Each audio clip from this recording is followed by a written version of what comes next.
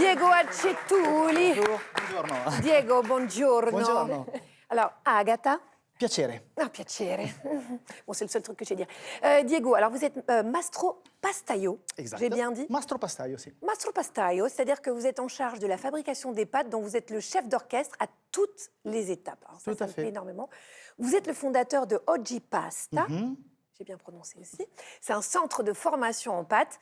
Avant de vous poser ma première question, parce que les pâtes, c'est quand même un sujet très, très sérieux, sur vos réseaux sociaux, vous nous donnez des conseils et surtout, vous nous dites les erreurs à absolument éviter avec les pâtes. On a entendu tout à l'heure l'huile dans la cuisson. De la part d'un maître italien, ces paroles d'évangile, vous regardez. Arrêtez de faire cuire des pâtes dans vos casseroles de dinette. Vous voulez manger de la colle ou vous voulez manger des vraies pâtes? Utilisez une casserole un peu plus grande, ça vous coûte rien. Arrêtez d'érancer vos pâtes. Laissez l'amidon autour de la pâte tranquille. Arrêtez d'acheter des passoires. Il n'y en a pas besoin. Utilisez l'araignée ou la pince. L'eau qui reste dans la casserole avec l'amidon, elle servira pour lier votre sauce. Les ketchup, non, pas dans les pâtes. Pourquoi il y a du ketchup dans ma cuisine? C'est toi, hein? Viens là, viens ici. Détends-toi. Arrêtez avec les micro-ondes. Votre pâte de la veille, vous la chauffez à la poêle, vous mettez une goutte d'eau et vous la chauffez. Et si vous voulez une pâte plus croustillante, vous mettez de l'huile d'olive, tout simplement. Vous avez raison de nous engueuler. Tout ce que vous dites, c'est très important, Ce Diego. sont des sujets très importants, donc il faut en parler. Bien sûr, ça rigole pas. Alors, pour avoir le titre de maître pastier, Diego, il faut évidemment avoir une connaissance ultra solide de la pasta. Il y a 1000 sortes de pâtes, je ne sais pas si vous le saviez. Est-ce que vous savez toutes les fabriquer? Alors, heureusement, je sais toutes les fabriquer. Les parce- 1000. Les 1000. Les 1000. Mais attention, il y a des familles. Dans les 1000 formats de pâtes, il y a des familles. Par exemple, dans les spaghettis, on a différents diamètres de spaghettis. Numéro 1, numéro 2, numéro 3, numéro 4, et ça continue. La même chose pour les tagliatelles. On a les fettuccine, on a les tagliatelles, on a les pappardelles, et à chaque fois, on a différentes largeurs. Et on continue avec les rigatoni. On a les rigatoni des 77, 78 et 79 mm. On a i paccheri qu'on fait à Naples qui sont énormes. Et on les a rayés ou lisses. Donc tout ça, ça fait des grandes familles de pâtes. Mais la coquillette, c'est vraiment une pâte qui est dans le cahier des charges ou c'est un peu une invention? Pourquoi vous me parlez des coquillettes? Voilà, j'étais sûre que ça allait vous faire tilter, ça. La coquillette, c'est un format français. Oui, c'est ça, j'en étais sûre. Voilà, donc, mais je respecte, je respecte. Vous respectez, Ouais, mais bon, quand quand même, ça vous hérisse, hein, je comprends. Diego Accetuli, en tant que maître pastier, combien est-ce qu'il y a de qualité de blé et quel est le meilleur des meilleurs pour avoir les meilleures pâtes? Comme ça, on choisit bien les paquets. Alors, les qualités des blés, bien sûr, il y a différentes qualités, mais il faut parler des différents types de blé. On a du blé dur, on a du blé tendre, donc la farine, les blés durs, c'est la semoule. On a des blés complets. On a des blés anciens qui apportent un goût encore différent Les à la blés pâte. anciens, c'est bien. Hein. Ah, mais c'est excellent. C'est ça dur donne à un goût. trouver. C'est très dur à trouver, effectivement. Et on a aussi le blé italien pour avoir une appellation des pâtes à l'italienne ou des pâtes italiennes. Très difficile à trouver parce qu'on est un peu égoïste en Italie, on le garde pour nous. Mais oui, vous êtes vraiment des mauvaises personnes.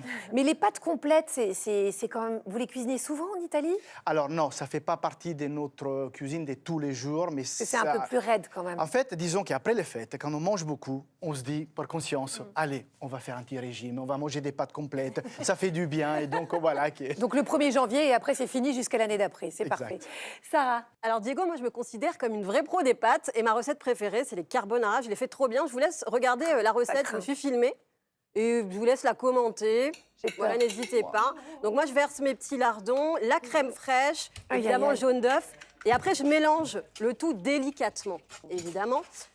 Avec le téflon qui gratte? Oui, c'est pas mal. Est-ce que j'ai la bonne recette des carbonara? Est-ce que je suis sur la bonne voie? Pourquoi vous faites ça à notre invitée, Sarah? Pourquoi? Parce que pour moi, elle est bien cette recette, Ah. non? Il y a énormément d'erreurs, désolé, vraiment, beaucoup d'erreurs. Déjà, la casserole, ça va pas. Bon, c'est pas grave, on va parler de la recette plutôt. Déjà, il faut le guanciale, c'est la vraie carbonara romaine, le guanciale. Expliquez ce que c'est le guanciale, parce que tout le monde ne connaît pas. C'est la joue de cochon. Eh bien, voilà. C'est la joue de cochon qu'il faut faire cuire tout lentement, de façon qu'elle va suer, faire sortir tous les gras. Les gras, on en enlève une partie, mais malheureusement, on en garde une autre. Malheureusement, c'est le côté réconfortant, effectivement. Ensuite, on ne met pas de la crème, mais on va faire une carbocrème. La carbocrème, c'est de l'œuf mélangé avec le pecorino. On mélange, on fait une crème et nous, les Italiens, on l'appelle carbocrème. Et je peux vous dire qu'une fois qu'on a goûté les vrais carbonara à l'italienne, plus jamais on met de la crème fraîche. Non, mais vous allez découvrir un monde, mon chou. Attendez, Agathe, vous n'aimez pas ma recette, n'en dégoûtez pas les autres. Moi, je l'aime. Oui, bah, c'est-à-dire que là, il va falloir quand même me changer tout ça avant que je vienne chez vous. Hein. C'est pas possible, ça. Bon, en tout cas, il y a une personne du public qui a une question pour Diego, je crois. Geoffrey l'homme pâte, justement. Bonjour à Ah oui, c'est l'homme. Ah, j'adore les pâtes. C'est l'homme fusilier. Et j'avais une question. Faut-il saler l'eau des pâtes pendant la cuisson ou c'est uniquement pour le goût? Alors, saler l'eau des pâtes, c'est indispensable. Du moment que l'eau elle vient en ébullition, on vient rajouter du gros sel à l'intérieur de la casserole. Il y a une règle à respecter, donc 10 grammes de sel pour 100 grammes de pâtes et 1 litre d'eau. Ça, il faut le respecter. Donc, la pâte, elle va boire de l'eau, elle va cuire et donc elle absorbe l'eau salée. Jamais rajouter du sel directement dans la sauce non plus, parce qu'autrement, on va juste cacher le goût. Donc, c'est dommage. Plutôt, apporter un petit peu de parmesan, pecorino, parmigiano reggiano, un bon parmesan de 24 mois. Voilà, donc c'est le fromage qui sale la pâte. Vous avez bien noté, Fusili? C'est noté, je Très fais bien. ça ce soir. Très bien. Diego Accelluti, il existe, donc on l'a dit, on a dit 1000 pâtes différentes, Tout à fait. donc des centaines de formes de pâtes. On dit que la sauce, elle doit épouser la pâte, mais aussi que la forme des pâtes a un impact sur le goût. Moi, je suis très d'accord avec ça. On est bien d'accord que les torsades, ça n'a pas le même goût que les fusilli, etc. Alors, je voudrais qu'on fasse un petit jeu, si vous êtes d'accord, Ouais, Diego. avec Je vous montre ces 5 formes de pâtes que les Français adorent, en tout D'accord. cas celles qu'ils préfèrent, selon un sondage, et vous nous dites avec quelle sauce elles se marient le mieux. D'accord. Vous êtes OK? Alors, on commence avec les pâtes qui arrivent en 5e position de ce sondage. Ce sont les torsades, 5e position. Alors là, qu'est-ce que vous mettez comme sauce avec les torsades? Alors, les torsades, ou plutôt fusilli, Oh, pardon. c'est un format très, très intéressant parce qu'il a des hélices. Ces hélices, qu'est-ce qu'elles font? Elles vont retenir la sauce. Et moi, une pâte comme ça, je la mangerai avec une bonne puttanesca, sauce tomate, capre, olive, anchois. Ah, c'est vrai. C'est l'idéal. Mais oui, parce que les petites capres vont être piégées dans le petit ressort. Les farfalle, elles sont au pied du podium. Alors là, vous les cuisinez quand même, c'est pareil, il y a des petits pièges dedans. Oui, les farfalle, c'est un format particulier. Mais cette pâte lisse, il faut une sauce qui s'accroche. Il faut une sauce avec une structure. Et par exemple, une sauce crème saumon, c'est l'idéal. Ah ouais. Bon, restez avec moi, les coquillettes. Ne me jugez pas. Ne jugez pas les Français, Diego. Les coquillettes, si je dois faire plaisir aux Français, effectivement, beurre jambon, je dirais. Mais si je dois les manger et les faire pour moi, je ferai à la limite un bon bouillon. C'est réconfortant, c'est chaud l'hiver. Elles sont toutes petites, donc c'est un peu comme la pastina et ça va très bien.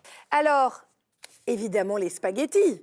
Les Là, spaghettis. franchement, est-ce qu'il y a une sauce qui se marie pas avec les spaghettis? On a l'impression que ça va avec tous les spaghettis. Oui, les spaghettis, c'est ce qu'on dit nous les Italiens, un passe-partout. Donc ça va presque avec tout, attention, parce que là aussi, c'est une question des diamètres. Si c'est trop fin ou si c'est trop gros. Maintenant, si on veut faire une sauce, et pour moi, c'est l'incontournable salsa al pomodoro. Une bonne sauce tomate, un filet d'huile d'olive, un peu d'ail, feuille de basilic, un petit peu d'ail, le parfum de l'ail, et un peu de parmigiano. Et un peu de parmigiano. Vous entendez, Sarah? Vous prenez-en de la graine, mon chou. La médaille d'or des pâtes préférées des Français, moi, c'est la seule que j'aime pas, je vais vous dire. Ce sont les tagliatelles. Ah, c'est fantastique. Les tagliatelles, qui dit tagliatelle dit Emilia-Romagna. Qui dit Emilia-Romagna, on l'associe à Bologne. À Bologne, on a les sfolline. Ce sont des dames qui, avec des gros mattarelli comme ça, comme j'avais dans la main tout à l'heure dans la vidéo, on vient tirer la pâte. On la fait super fine, on la coupe, on fait des tagliatelles. Et à Bologne, on a un ragoût bolognaise. Tagliatelle à ragoût bolognaise, mais c'est fantastique. Voilà. Et alors, petite question pour moi. Quand on fait des pâtes à la poutargue, la botarga, c'est souvent très sec. Est-ce que vous avez une petite astuce à nous donner pour que ce soit pas sec? C'est garder l'eau de cuisson? Oui, c'est garder l'eau de cuisson et allonger avec l'eau de cuisson. Il ne faut pas avoir peur d'arrêter la cuisson 2 minutes avant de la pâte et continuer la cuisson avec l'eau de cuisson et ensuite venir rajouter la botargue. Il faut que la pâte soit pas trop sèche, effectivement. Et c'est l'amidon qui va créer la crème. Diego Acetuli, c'est simple. Je pourrais parler de ça avec vous pendant 48 heures sans dormir. Merci beaucoup.